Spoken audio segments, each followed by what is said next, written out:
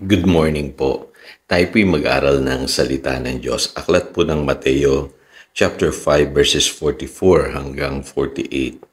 Ngunit ito naman ang sinasabi ko, ibigin ninyo ang inyong mga kaaway, ipanalangin ninyo ang mga umuusig sa inyo, upang kayo maging tunay na mga anak ng inyong Ama na nasa langit. Sapagkat pinasisikat niya ang araw sa mabubuti, gayon din sa masasama, at nagpapaulan siya sa mga matuwid at sa mga di matuwid. Kung ang mga nagmamahal sa inyo ang siya lamang ninyong mamahalin, anong gantimpala ang inyong maaasahan?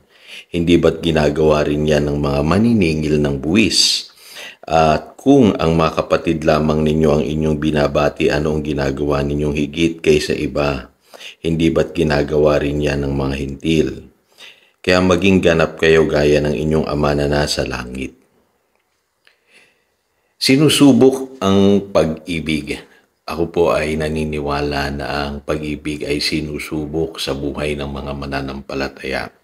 Gustong-gusto ni Satanas na tayo po'y subukin sa area na yan. Bakit po? Kasi po doon sa 1 John chapter 2 verses 9 and 10 ganito ang sinasabi.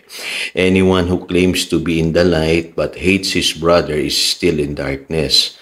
Whoever loves his brother lives in the light. There is nothing in him to make him stumble.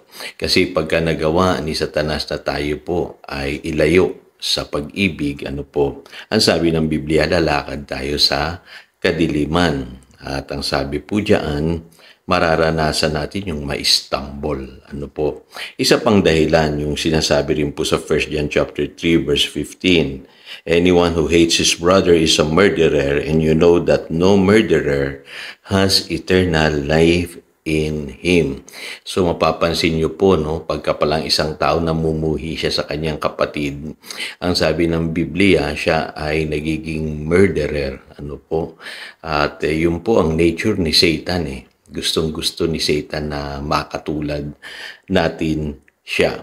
Kaya ako po'y naniniwala na ang tinuturo po dito sa Matthew chapter 5 verses 44 to 48 ay yung pag-ibig ng Diyos na dapat nating ipamuhay na kayang magmahal ng mga taong hindi kaibig-ibig, mga tao na hindi kayang suklian yung ating pag-ibig, at higit sa lahat, kaya nating mahalin yung ating mga kaaway. Kaya ito'y napakahirap kung wala ang pag-ibig ni Kristo sa ating puso. At lagi niyong tatandaan, ang tanging utos na lamang po na nais ng Diyos na maganap sa ating buhay, ngayon tayo bagong nilalang na kay Kristo Jesus, ay yung pong lumakad tayo ng may pag-ibig. Yung po sinasabi ng Romans chapter 13 verse 10 and James chapter 2 verse 8.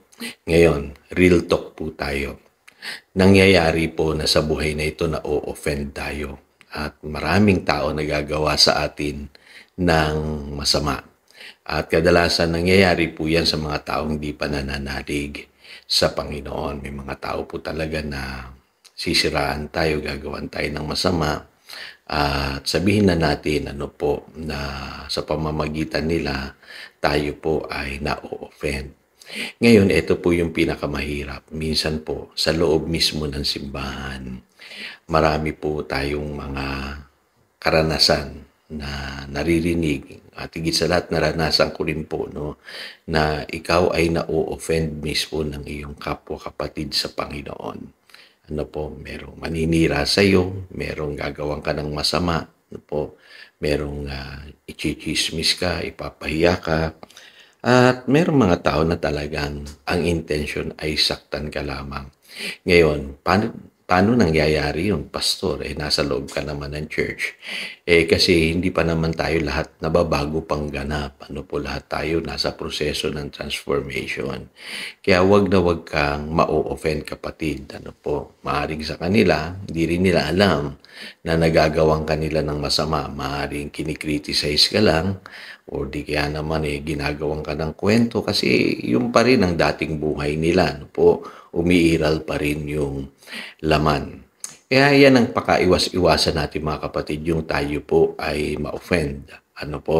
Kung maaari po sana pagtagumpayan natin agad, ang mga bagay na ito. Kaya lang alam ko po marami sa atin ay hindi ito agad-agad nagagawa. Ngayon, at ano ang mga palatandaan kapag ikaw ay na-offend na at hindi ka na lumalakad ng may pag-ibig?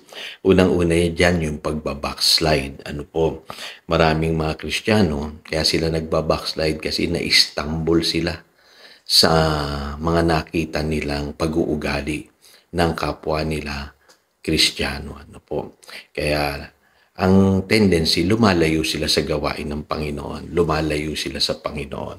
Ang sabi ng 1 John chapter 4 verse 16, kung naalala po ninyo, whoever lives in love lives in God and God lives in him. The moment na ikaw ay na-stumble, at hindi na lumakad ng may pag-ibig, nalalayo ka sa presensya ng Diyos. So, yan ang katangian ng mga taong na namumuhay na ng walang pag-ibig, yung mga taong na-offend. Ano po? Number 2 po, nagne-nurse ng bitterness. Ano po? Sa Ephesians chapter 4 verses 31 to 32, ang sabi diyan, get rid of all bitterness. Dapat daw po alisin natin lahat ng uri ng bitterness sa ating puso. At sabi sa verse 32, be kind and compassionate to one another, forgiving each other as in Christ God forgave you. Dito mapapansin nyo ng forgiveness is a choice. Kailangan maging kind ka pa rin sa mga taong gumawa sa iyo ng masama. Maging compassionate ka. Huwag mo silang gagawan ng masama. At isa pang mapapansin ninyo, pagka kayo na-offend at nag-nurse kayo ng bitterness, na bablock ang blessing. Kasi sa 1 John chapter 3 verse 22, sabi dito, and we receive from Him anything we ask because we obey His commands and do what pleases Him. Dito mapapansin ninyo na ang utos ng Panginoon, magmahalan tayo. At kung nagaganap natin yan, ang sabi ng Biblia, tinatanggap natin yung mga ipinapanalangin natin. Kaya minsan nagtataka ka, bakit ganun? Parang ang blessing hindi na dumadaloy sa aking buhay.